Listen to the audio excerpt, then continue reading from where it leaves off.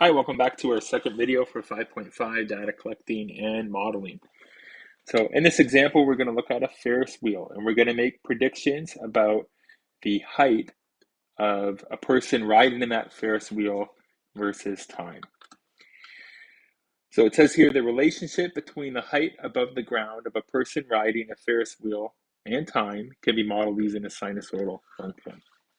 Okay, let's draw a quick picture of this before we discuss some of these things. So there's our Ferris wheel. This is the center of the ride. We'll say it rotates this way.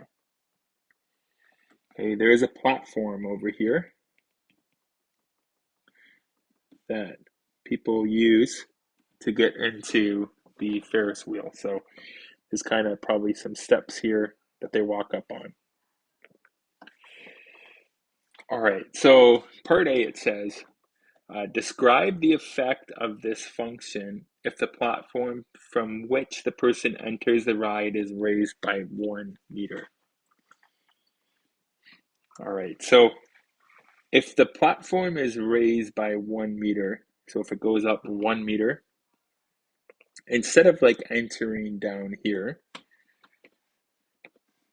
if this becomes 1 meter higher, so it now looks like this, now the rider is going to enter in somewhere over here. Okay. And when the ride begins at time 0, they're now not at the lowest point of the Ferris wheel. They're now up here. So the rider is going to have to move through this phase shift in order to reach the lowest point. Okay?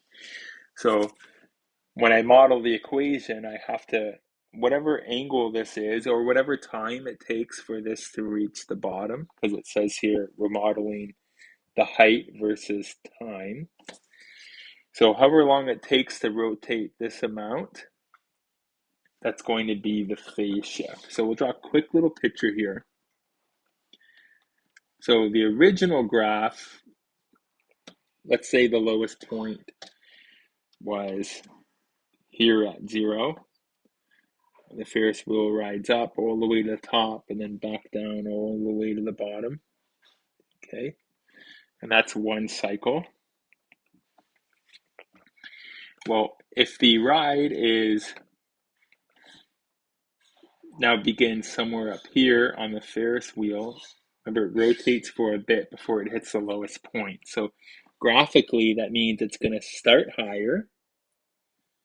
Okay, especially if it started 1 meter higher, this would be at a height of 1. And then however long it takes to reach the bottom, and then it can work its way back up to the top. So you can see how it causes this phase shift. Okay, that phase shift is going to be the time it takes to rotate this much. If we weren't graphing this versus time, if we were graphing this versus an angle, theta, measured in degrees, we would just need to get this measurement in here. Okay, so how does this change the curve? Well, normally we might have a function that looks like this, a sine k, x, I'll leave that open for a second, plus c. So normally we would know all these values, the amplitude, how long it takes to do one cycle, and the middle or the center line. But now there's going to be a phase shift. So it's going to be whatever amount this is right here. I'll write it as d, and then we're going to have x minus d in the equation because it shifts to the right d units. Okay, so we can just say, to answer this, we can say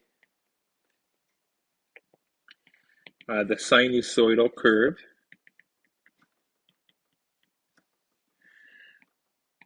will shift to the right if the rider enters at, we'll say at a point below the lowest point.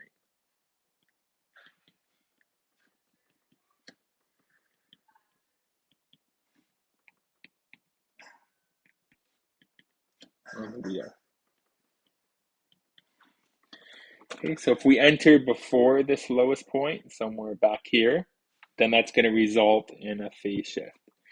How long is this phase shift? Well, it's going to be however long it takes to rotate that amount in terms of time. So if they said it takes like 1 minute to go all the way around, and now maybe this part might be only like 5 or 6 seconds. So it would be a phase shift of about 5 seconds or whatever it was. Okay, just a few other things. I know that doesn't really have anything to do with this question, but when we're modeling Ferris wheel type questions, the center of the Ferris wheel, so I'm going to add a few features here. The center of this, well, that's the middle of the Ferris wheel, right? That's going around. That's going to be the middle or the center of the sinusoidal graph. So it's going to actually be the value of C. So this is always going to be true for Ferris wheel questions. That's the height above the ground.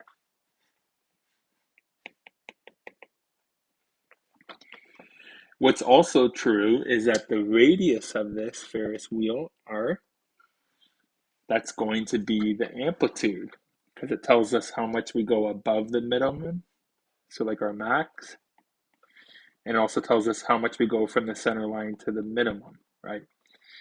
So we can put here, I'll put R for A because the radius, or we'll just write radius, that's going to be our amplitude.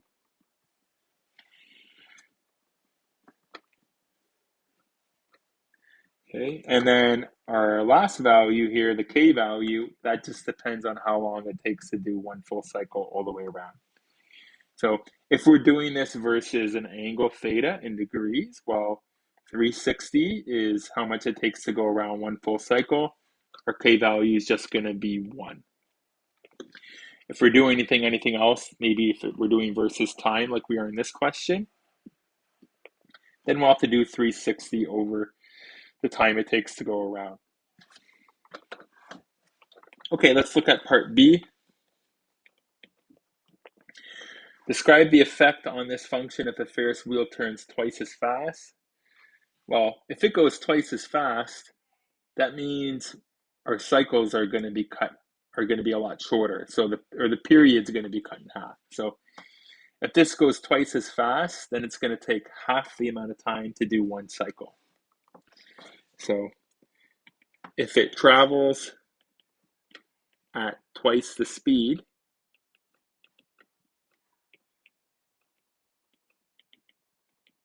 we'll say the time for one cycle will be halved.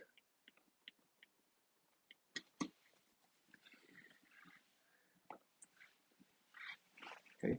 This means K will increase by a factor of 2. Or sorry, it won't, actually K will increase by a factor of 2. Okay. So remember, if K is larger than 1, if it's greater than 1, then we have a horizontal compression, right? So if K is 2, we would have a compression by 1 over 2. It's kind of what needs to happen for us. So I don't know what the K value is originally. That's why I just said it will need to increase by a factor of 2. So if originally K was maybe 3, well, if the Ferris wheel goes twice as fast, it would have to then change to 6. That way it gets compressed by a factor of 2 to what it originally was. Okay, that's it for this video. Hope you found that helpful. We'll see you in the next one.